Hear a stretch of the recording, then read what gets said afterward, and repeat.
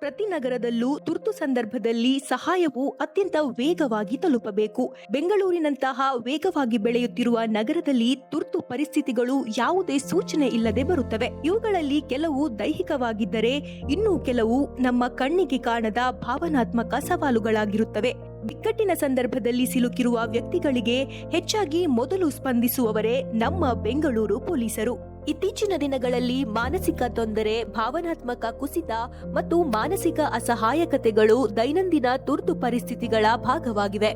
ಆದ್ದರಿಂದ ವೃತ್ತಿಪರ ಮಾನಸಿಕ ಆರೋಗ್ಯ ಬೆಂಬಲ ಮತ್ತು ಆಪ್ತ ಸಮಾಲೋಚನೆ ಅತ್ಯಂತ ಅಗತ್ಯ.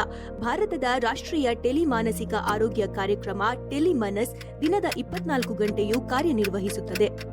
ಒಂದು ಐತಿಹಾಸಿಕ ಏಕೀಕರಣದ ಮೂಲಕ ನಮ್ಮ 112 ಮತ್ತು ಟೆಲಿಮನಸ್ ಈಗ ಕೈ ಜೋಡಿಸಿವೆ. ಈಗ ತುರ್ತು ಪರಿಸ್ಥಿತಿಯಲ್ಲಿರುವವರಿಗೆ ಸೂಕ್ತ ಪೊಲೀಸ್ ಸೇವೆ ಅಥವಾ ತಜ್ಞರಿಂದ ಆಪ್ತ ಸಮಾಲೋಚನೆ ಕೇವಲ ಒಂದು ಕರೆಯಲ್ಲಿ ಲಭ್ಯವಾಗಲಿದೆ.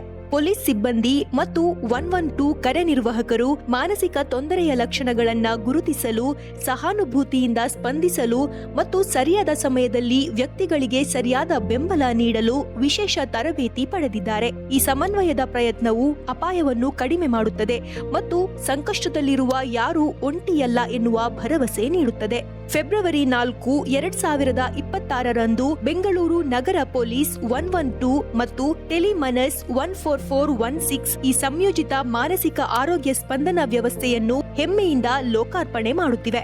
ಕಾಳಜಿ ಮತ್ತು ಸಮನ್ವಯದೊಂದಿಗೆ ಸಹಾಯವು ಈಗ ನಿಮ್ಮ ಬೆರಳ ತುದಿಯಲ್ಲೇ ಸಿಗಲಿದೆ.